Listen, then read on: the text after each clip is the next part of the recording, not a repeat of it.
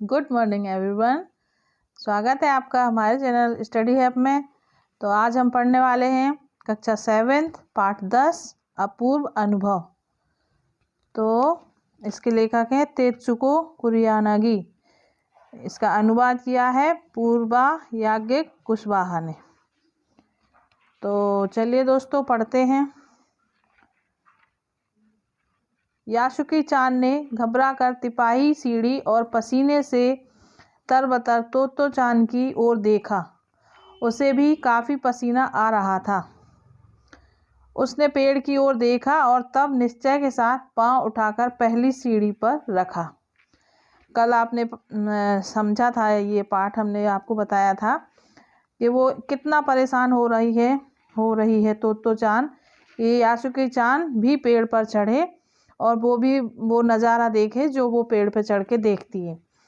तो वो इतनी मेहनत कर रही है, मतलब वो तिपाही सीढ़ी उससे उठाते नहीं बन रही है और वो घसीट कर लाई और पेड़ के पास ले गई कि इसके सहारे यासुकी चान शायद चढ़ जाएगा ऊपर।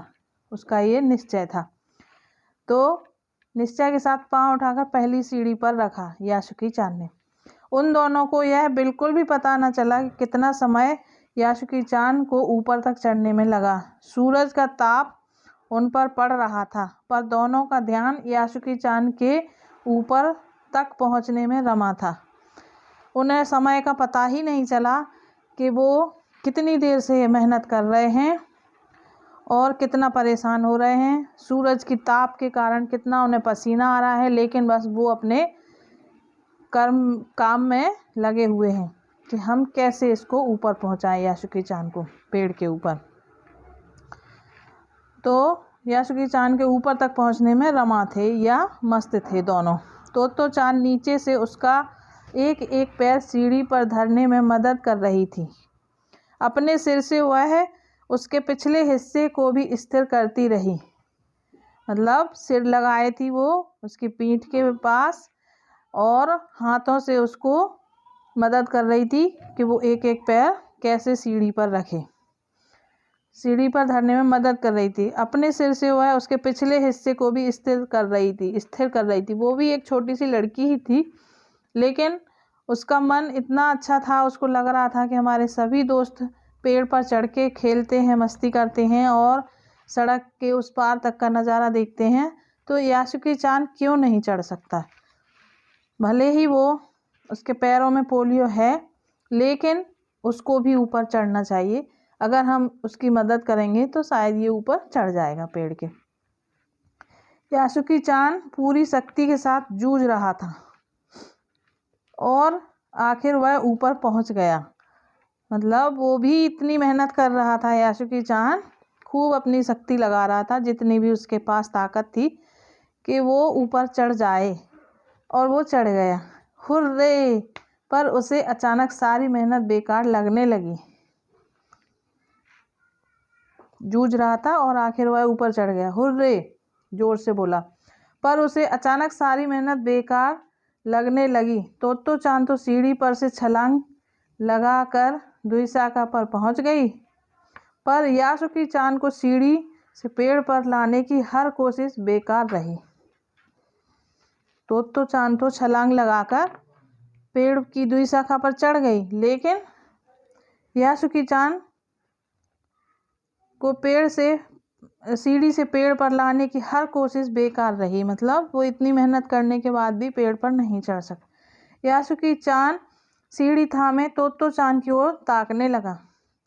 यासुकी चान सीढ़ी पर था और तोत्तो चान को देख रहा था या ताक रहा था। तोत्तो चान की रुलाई छूटने को हुई। उसने चाहा था कि यासुकी चान को अपने पेड़ पर आमंत्रित कर तमाम नई नई चीज़ें दिखाएं, पर वह रोई नहीं। उसे डर था कि उसके रोने पर यासुकी चान भी रो पड़ेगा, इसलिए तोत्तो चान रोई नहीं और उसने यासुकी चान का पोलियो से पिचकी और अकड़ी उंगलियों वाला हाथ अपने हाथ में थाम लिया। उसके खुद के हाथ से वह बड़ा था, उंगलियां भी लंबी थी। देर तक तोतो चान उसका हाथ थामे रही। तब बोली, तुम लेट जाओ, मैं तुम्हें पेड़ पर खींचने की कोशिश करती हूँ। फिर भी वो हिम्मत नहीं हारी और उसने यासुकी चान से बोला कि तुम लेट जाओ सीढ़ी के ऊपर और मैं तुम्हें खींचने की कोशिश करती हूँ पेड़ पर। उस समय दुई शाखा पर खड़ी तोतो चान द्वारा यासुकी चान को पेड़ की ओर खींचते अगर कोई बड़ा देखता तो वह जरूर डर के मारे चीख उठता। उसे वे सच में जोखिम उठाते ही दिखाई देते, पर यासुकी चान को तोतो चान पर पूरा भरोसा था।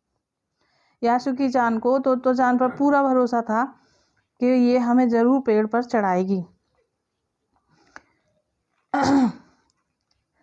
तो फिर पूरा भरोसा था। वह खुद भी यासुकी चान के लिए भारी खतरा उठा रही थी। अपने नन्हे नन्हे हाथों से पूरी ताकत के साथ यासुकी चान को खींचने में लगी थी। वो अपने छोटे छोटे हाथों से उसको बार बार खींच रही थी कि कैसे भी करके तो यासुकी चान पेड़ के ऊपर आ जाए। बादल का एक बड़ा टुकड़ा बीच बीच में छाया करके उन्हें कड़कती धूप से बचा रहा था। मतलब ये धूप कभी छाँव में बदल जाती, कभी धूप तेज हो जाती और वो अपने काम में लगी हुई थी। काफ़ी मेहनत के बाद दोनों आमने सामने पेड़ की दुई शाखा पर थे। पसीने से तरबतर अपने बालों को चेहरे पर से हटाते हुए तोतो चान ने सम्मान से झुककर कहा, मेरे पेड़ पर तुम्हारा स्वागत है।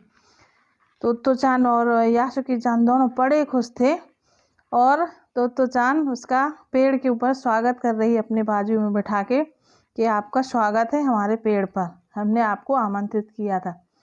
यासुकी चान डाल के सहारे खड़ा था।